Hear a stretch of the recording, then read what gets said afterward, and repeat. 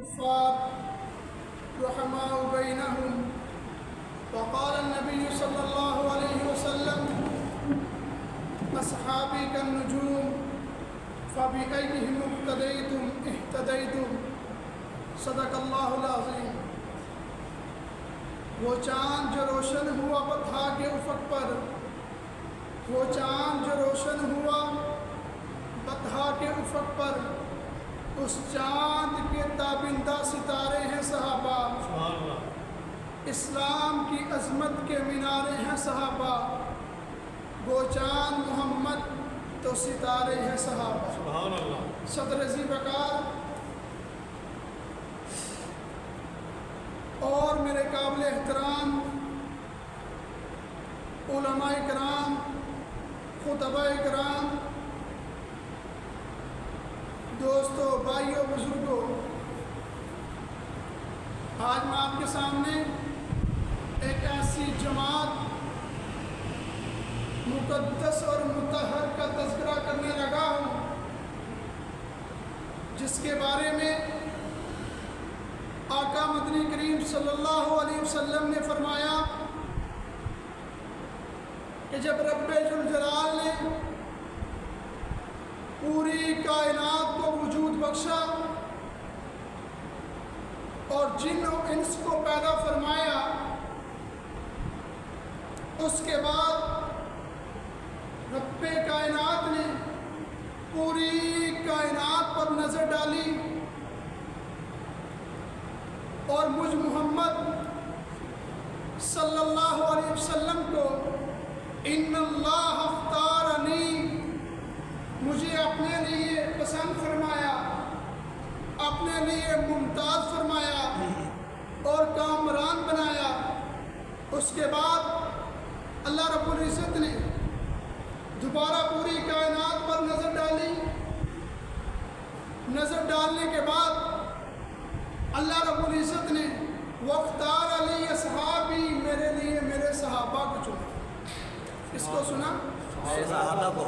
میرے لیے میرے صحابہ کو چنا.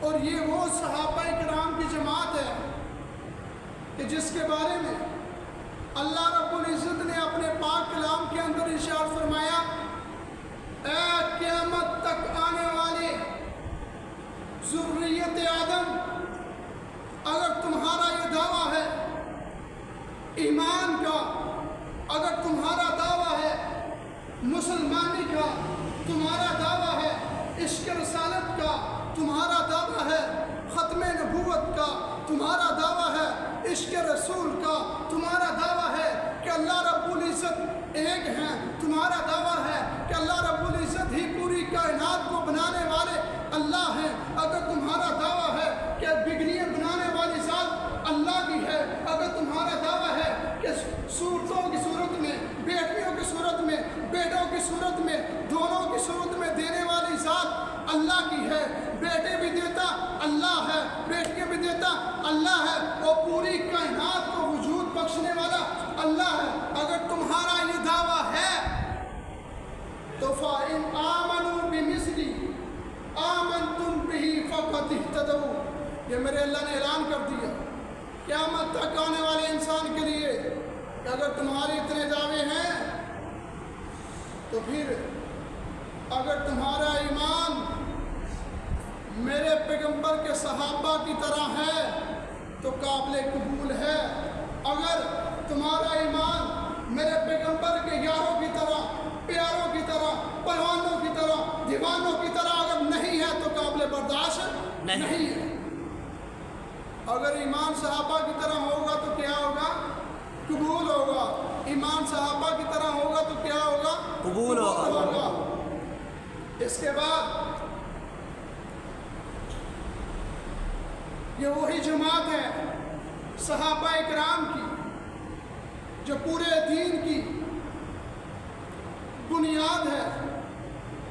اور اگر کوئی بلڈنگ جو آسمانوں سے باتیں کرتی ہو، اتنی بلندوں والا ہو، جس کی بلڈنگیں بہت زیادہ ہو، اگر اس کی بنیاد ہل جائے اگر اس کی بنیاد ہل جائے ہل جائے تو کیا وہ بلڈنگ قائم رہ سکتی ہے؟ نہیں اونچی آواز سے کیا وہ رہ سکتی ہے؟ نہیں زور سے بولیں نہیں رہ سکتی۔ تو صحابہ کرام کی جماعت جو ہے یہ پورے دین کی بنیاد ہے۔ بے شک صحابہ کرام کی جماعت کو ہم نے ماننا بھی ہے بے شک اور ان کی زندگیوں کے اوپر عمل بھی کرنا ہے۔ یہ دنیا دار الاسباب ہے۔ کیا ہے؟ دار الاسباب ہے۔ دار الاسباب ہے۔ چنانچہ اسباب کے مطابق، ساتھی توجہ فرمائیں، اسباب کے مطابق اگر صحابہ نہ ہوتے تو ہم تک قرآن نہ پڑھتا، اگر صحابہ نہ ہوتے تو ہم تک نماز نہ پڑھتی، اگر صحابہ نہ ہوتے تو ہم تک قرآن نہ پڑھتا، اگر صحابہ نہ ہوتے تو ہم تک اللہ کے دین کا ایک ایک کلمہ بھی نہ پڑھتا، اگر صحابہ نہ ہوتے تو ہمارے کانوں میں اذان نہ گونجتی، اگر صحابہ نہ ہوتے تو ہماری زبانوں کے اوپر کلمے جاری نہ ہوتے، اگر صحابہ نہ ہوتے تو ہمیں جہاد کے اوپر ابالنے والی آیات ہمیں سمجھ میں نہ آتی، ہمیں آقا مدنی کریم صلی اللہ علیہ وسلم کی احادیث ہمارے سامنے نہ آتی، اگر صحابہ نہ ہوتے تو ہم مسلمان نہ ہوتے، اگر صحابہ نہ ہوتے تو ہم تک دین نہ پہنچتا، اگر صحابہ نہ ہوتے نماز کے احکام ہم تک نہ پہنچتے، اگر صحابہ نہ ہوتے زکوٰۃ کے مسائل، حج کے مسائل ہم تک نہ پہنچتے، اگر صحابہ نہ ہوتے جنت کا پتہ نہ ہوتا، قبر کا پتہ نہ ہوتا، حشر کا پتہ نہ ہوتا، جہنم کا پتہ نہ ہوتا، عذاب قبر کا پتہ نہ ہوتا، قبر کا پتہ نہ ہوتا، اگر صحابہ نہ ہوتے بات ختم کرتا ہوں، اگر صحابہ نہ ہوتے تو ہم تک دین نہ پہنچتا، اور اگر صحابہ نہ ہوتے تو ہم تک دین نہ پہنچتا، ہم تک کلمہ نہ پہنچتا اور ہم مسلمان بھی نہ ہوتے۔ یہ تھے صحابہ کرام جو دین محمدی صلی اللہ علیہ وسلم کی بنیاد ہے، اساس ہے۔ اگر آپ علیہ السلام کی زندگی سے صحابہ کرام کو نکال دیا جائے تو ہمارے ہاتھ خالی ہیں، ہمارے پاس کچھ نہیں ہے، نہ عشق رسالت ہے، نہ عظمت صحابہ ہے، نہ دیوان صحابہ ہے، نہ پروان صحابہ ہے، اور ختم نبوت بھی ہمارے پاس نہیں ہے، نماز روزہ ہمارے پاس نہیں ہے۔ اگر صحابہ ہیں تو سب کچھ ہے، صحابہ نہیں ہے تو کچھ بھی نہیں۔ بے شک تو یہ صحابہ کرام کی جماعت ہے، اور صحابہ کرام نے آپ علیہ السلام کے ساتھ عشق کر کے دکھایا، محبت کر کے دکھائی۔ اللہ کے پیغمبر صلی اللہ علیہ وسلم، آپ جانتے ہیں دنیا کی طبیعت ہے، ایک طبی معاملہ ہے کہ ماں ہو، باپ ہو، بہن ہو، بھائی ہو، بیوی ہو، بیٹا ہو، کوئی بھی ہو، اگر کوئی کہے کہ میں تھوک رہا ہوں اس کو اٹھاؤ تو اٹھائے گا؟ اونچی آواز کے اٹھائے گا؟ نہیں ماں ہو تب بھی تھوک تھوک ہے، باپ ہو پھر بھی برا ہے، لعاب اٹھانے کے لیے تیار نہیں۔ لیکن قربان جاؤں صحابہ کی جان نثاری پر، اللہ کے پیغمبر صلی اللہ علیہ وسلم اپنا لعاب دہن نیچے گرانے کا سوچتے ہیں تو صحابہ اکرام کی جماعت آگے سے کہتی ہے، اے میرے آقا، ہمارے ہوتے ہوئے آپ کا لعاب مبارک نیچے کس طرح گر سکتا ہے؟ تو یہ تھی عشق صحابہ آپ نے السلام کے ساتھ۔ اسلام نے عزت پائی ہے، اسلام نے عزت پائی ہے افلاک کو روشن تاروں سے، اللہ نے زینت بخشی ہے افلاک کو روشن تاروں سے، اسلام نے عزت پائی ہے محبوب خدا کے یاروں سے۔